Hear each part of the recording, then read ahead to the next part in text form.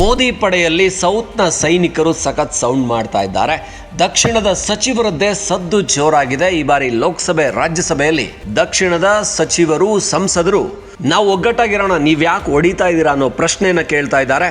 ಇದು ವಿರೋಧ ಪಕ್ಷಗಳಿಗೆ ಬಿಸಿ ಮುಟ್ಟಿಸಿದಾಗ ಕಾಣಿಸ್ತಾ ಇದೆ. मेरा हिंदी का मजाक मैं उड़ा रही हूँ जी, क्योंकि मैं ये ऐसे स्टेट से आ रही हूँ जहाँ हिंदी पढ़ना गुनाह लगता है, इसीलिए बचपन से हिंदी पढ़ने का मुझे रोका गया. उधर आपका झगड़ा रखो, मेरे से नहीं. भारतीय वायुयान विधेयक भारत की जो विरासत है, संस्कृति है, जो पहचान है, उसको दिखाने की, दर्शाने की एक प्रयत्न, ये 3 वर्ड अभी रखने की योजना. इसमें कोई कॉन्स्टिट्यूशनल वायलेशन कहीं पे भी नहीं है. ಮೋದಿ ಸರ್ಕಾರದಲ್ಲಿ ಸದಾ ತಾರತಮ್ಯ ಆಗುತ್ತೆ.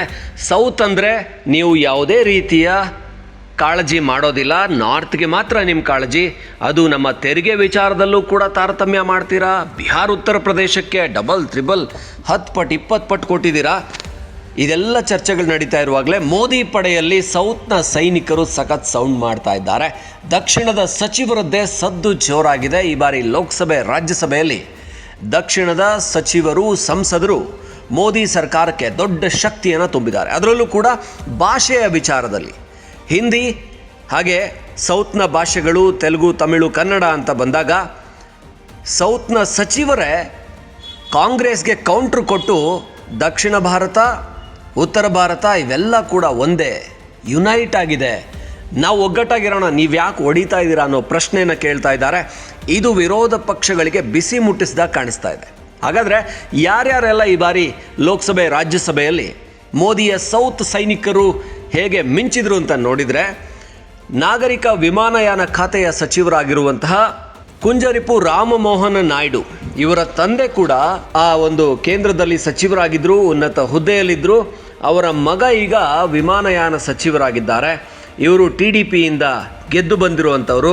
ಹಾಗಾಗಿ ಈ ಒಂದು ವ್ಯಕ್ತಿ ನಿನ್ನೆ ರಾಜ್ಯಸಭೆಯಲ್ಲಿ ಮಾತನಾಡುವಾಗ ನಾಗರಿಕ ವಿಮಾನಯಾನ ಮಸೂದೆ, ಈ ಮಸೂದೆಯನ್ನು ಮಂಡಿಸಲಾಗ್ತಾ ಇದೆ, ಇದರ ಕುರಿತು ಚರ್ಚೆ ಆಗ್ತಾ ಇದೆ.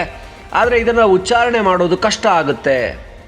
ಈ ರೀತಿ ನಾಗರಿಕ ವಿಮಾನಯಾನ ಮಸೂದೆ ಅನ್ನುವಂಥದ್ದೆಲ್ಲ ಸಹಜವಾಗಿ ಉಚ್ಚರಿಸೋಕ್ಕಾಗೋದಿಲ್ಲ. ಇದೆಲ್ಲ ಬೇಕಿತ್ತಾ?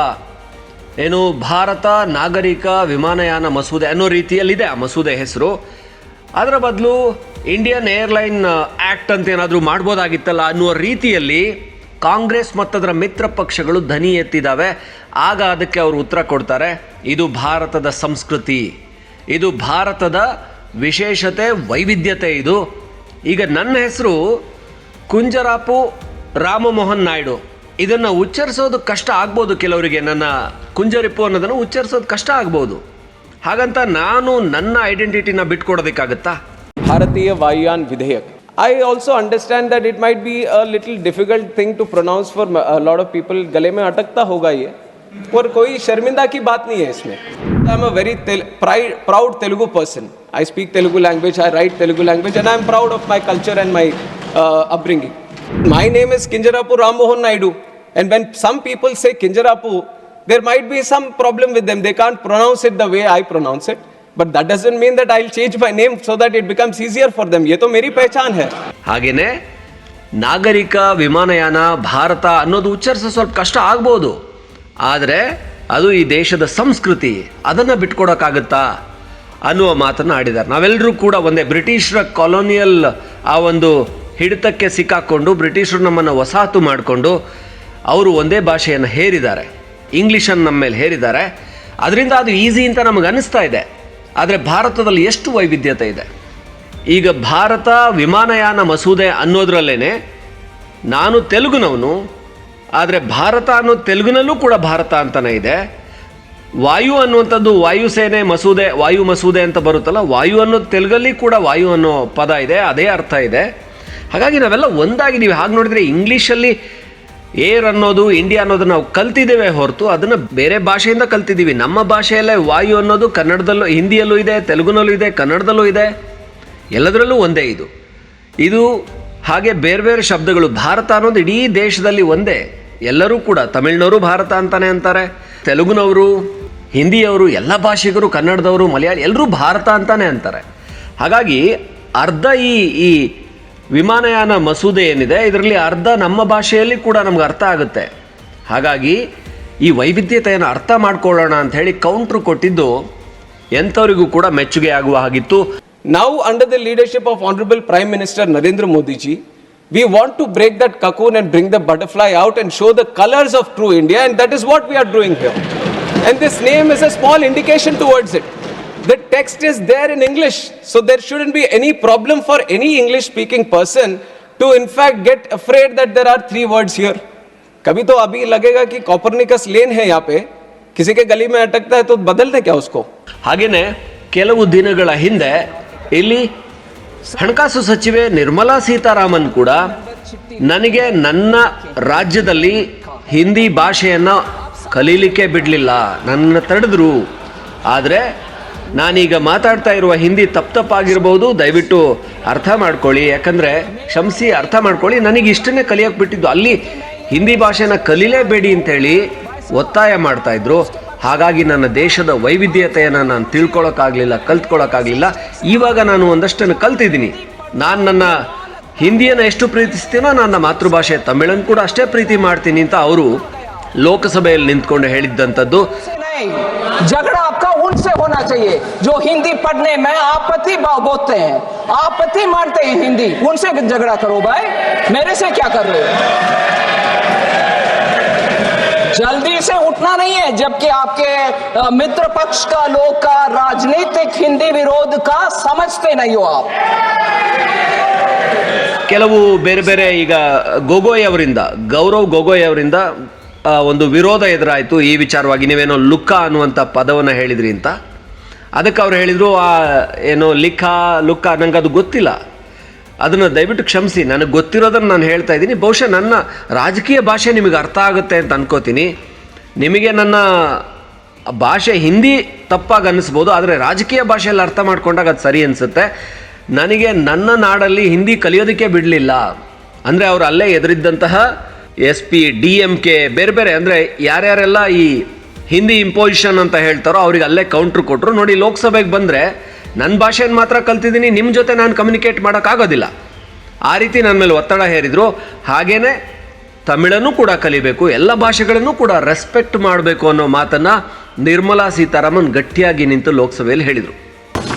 ऑनरेबल मेंबर चिट्ठी लिखी है, लुक्का है, आई डोंट माइंड. आप समझ रही हो बात. मेरा हिंदी का मजाक मैं उड़ा रही हूं जी, क्योंकि मैं ये ऐसे स्टेट से आ रही हूं. भाई साहब, आप उसके पक्ष में बैठे हो ना, आप जरूर पूछिए. मैं ऐसे स्टेट से आ रही हूं जहां हिंदी पढ़ना गुनाह लगता है, इसीलिए बचपन से हिंदी पढ़ने का मुझे रोका गया. उधर आपका झगड़ा रखो, मेरे से नहीं. झगड़ा आपका उनसे होना चाहिए जो हिंदी पढ़ने में आपत्ति बोलते हैं, आपत्ति मानते हैं हिंदी, उनसे झगड़ा करो भाई, मेरे से क्या कर रहे हो. ಇದು ಯಾರು ನಾರ್ತ್ ಸೌತ್ ಅಂತ ಹೇಳಿ ಯಾವಾಗಲೂ ಕೂಡ ಡಿವೈಡ್ ಮಾಡಿ ಮೋದಿ ನಾರ್ತಿಗೆ ಹೆಚ್ಚಿನ ಉತ್ತೇಜನ ಕೊಡ್ತಾರೆ. ಯಾಕೆಂದರೆ ನಾರ್ತ್ನಲ್ಲಿ ರಾಜಸ್ಥಾನ, ಮಧ್ಯಪ್ರದೇಶ, ಹರಿಯಾಣ, ಉತ್ತರ ಪ್ರದೇಶ, ಬಿಹಾರ್ ಎಲ್ಲ ಮೋದಿ ಅಂದರೆ BJP ಮೋದಿ ಸರ್ಕಾರಗಳೇ ಇದ್ದಾವೆ. ಮೋದಿ ಏನು ಆಡಳಿತ ಹಿಡಿತದಲ್ಲಿರುವಂಥ ಸರ್ಕಾರಗಳಿದ್ದಾವೆ. ಹಾಗಾಗಿ BJP ಸರ್ಕಾರಗಳಿರೋದ್ರಿಂದ ಅಲ್ಲಿಗೆ ಉತ್ತೇಜನ ಕೊಡ್ತೀರಾ. ಆದರೆ ದಕ್ಷಿಣದಲ್ಲಿ ಈಗ ಆಂಧ್ರ ಪ್ರದೇಶದಲ್ಲಿ ಏನು BJP, ಜನಸೇನಾ, TDP ಮೈತ್ರಿ ಮಾಡ್ಕೊಂಡು ಅಧಿಕಾರದಲ್ಲಿದೆ, ಅದು ಬಿಟ್ಟರೆ ಬೇರೆ ಎಲ್ಲೂ ಇಲ್ಲ.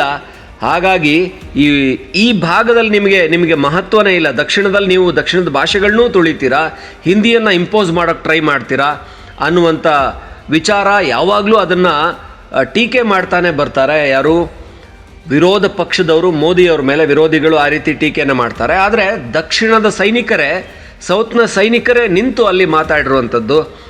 ನಿರ್ಮಲಾ ಸೀತಾರಾಮನ್ ಹಾಗೆ ರಾಮ್ ಮೋಹನ್ ನಾಯ್ಡು ಇವರಿಬ್ಬರು ಕೂಡ ನಾಗರಿಕ ವಿಮಾನಯಾನ ಖಾತೆ ಸಚಿವರು, ಹಾಗೆ ಅಲ್ಲಿ ಹಣಕಾಸು ಸಚಿವೆ ಅಂದರೆ ಒನ್ ಆಫ್ ದ ಟಾಪ್ 5 ಅಲ್ಲಿ ಬರುವಂಥವರು, ಕ್ಯಾಬಿನೆಟಲ್ಲಿ ಟಾಪ್ ರ್ಯಾಂಕಿಂಗಲ್ಲಿ ಬರುವಂಥ ಸಚಿವೆ. ಇವರು ಎದುರಿರುವಂಥ ಏನು ರಾಹುಲ್ ಗಾಂಧಿ, ಹಾಗೆ SP ಅಖಿಲೇಶ್ ಯಾದವ್, ಎಲ್ಲ ನಾಯಕರಿಗೂ ಕೂಡ ವೇಣುಗೋಪಾಲ್ ಕೂತ್ಕೊಂಡಿರ್ತಾರೆ, ಮಲ್ಲಿಕಾರ್ಜುನ್ ಖರ್ಗೆ ಇರ್ತಾರೆ. ಎಲ್ಲರಿಗೂ ಕೌಂಟ್ರ್ ಮೇಲೆ ಕೌಂಟ್ರ್ ಕೊಟ್ಟು ಬಾಯಿ ಮುಚ್ಚಿಸಿದ್ದಾರೆ. ನೋಡಿ, ನೀವು ವೈವಿಧ್ಯತೆಯನ್ನು ನೀವು ಯಾವತ್ತೂ ಎಂಟರ್ಟೈನ್ ಮಾಡಬೇಕು. ನೀವು ಜಾತ್ಯತೀತತೆ, ವೈವಿಧ್ಯತೆ ಅಂತಿರಲ್ಲ, ಅದನ್ನು ಎಲ್ಲಿ ಮಾಡ್ತಾ ಇದ್ದೀರಾ? ನೀವು ಹಿಂದಿ ಇಂಪೋಸಿಷನ್ ಅಂತೀರಾ. ದೇಶದಾದ್ಯಂತ ಹಿಂದಿ ಕಲಿಬೋದು, ನಿಮ್ಮಿಷ್ಟ. ಆದರೆ ನರೇಂದ್ರ ಮೋದಿ ಬಂದವರೇ ಯಾವ್ಯಾವ ಅಂದರೆ ರಾಜ್ಯಗಳಲ್ಲಿ ಹೈಯರ್ ಎಜುಕೇಷನ್ ಇದೆಯೋ, ಎಂಜಿನಿಯರಿಂಗ್ ಇದೆಯೋ, ಮೆಡಿಕಲ್ ಇದೆಯೋ, ಅದೆಲ್ಲವನ್ನ ಕೂಡ ಆಯಾ ಲೋಕಲ್ ಲ್ಯಾಂಗ್ವೇಜಲ್ಲಿ, ರೀಜನಲ್ ಲ್ಯಾಂಗ್ವೇಜಲ್ಲಿ ಕಲಿಯೋದಕ್ಕೆ ಅವಕಾಶ ಮಾಡಿಕೊಟ್ಟಿರೋದೇ ನರೇಂದ್ರ ಮೋದಿ. ಇದನ್ನು ತಿಳ್ಕೋಬೇಕು ಅನ್ನೋ ಮಾತನ್ನು ಒತ್ತಿ ಹೇಳಿದ್ದಾರೆ ನಿರ್ಮಲಾ ಸೀತಾರಾಮನ್. ಹಾಗೆ ಈ ಎಲ್ಲ ಕೌಂಟ್ರ್ಗಳನ್ನು ಕೊಟ್ಟು ಬಾಯಿ ಮುಚ್ಚಿಸಿದ್ರು. ಅಂದರೆ ಯಾವ ಸೌತ್ BJPಯ ಜೊತೆಗಿಲ್ಲ ಅಂತಾರೋ ಆ ಸೌತ್ನ ಒಂದಷ್ಟು ಸಚಿವರಿಗೆ, ಒಳ್ಳೊಳ್ಳೆಯ ಸಚಿವರನ್ನು ಹೆಕ್ಕಿ, ಅಂದರೆ ಯಾರಿಗೆಲ್ಲ ಎಬಿಲಿಟಿ ಇದೆಯೋ, ಈಗ ರಾಮಮೋಹನ್ ನಾಯ್ಡು ಮಾತಾಡುವಂಥದ್ದನ್ನು ನೋಡಿದರೆ, ರಾಜ್ಯಸಭೆಯಲ್ಲಿ ಲೋಕಸಭೆಯಲ್ಲಿ ಅವರು ಉತ್ತರ ಕೊಡೋದನ್ನು ನೋಡಿದರೆ ಬಹಳಷ್ಟು ಒಬ್ಬ ಸಶಕ್ತವಾದಂಥ ಒಬ್ಬ ನಾಯಕ ಆಗಿ ಬೆಳೀತಾರೆ ಅನಿಸುತ್ತೆ. ಹಾಗಾಗಿ ಅವರಿಗೆ ಒಳ್ಳೆಯ ಹುದ್ದೆಗಳನ್ನು ಕೊಟ್ಟು ಕೇಂದ್ರ ಸರ್ಕಾರದಲ್ಲಿ ಮೋದಿ ಸೌತ್ಗೆ ಕೂಡ ಮಹತ್ವವನ್ನು ಕೊಟ್ಟಿದ್ದಾರೆ ಅನ್ನುವಂಥದ್ದು ಕಾಣಿಸ್ತಾ ಇದೆ.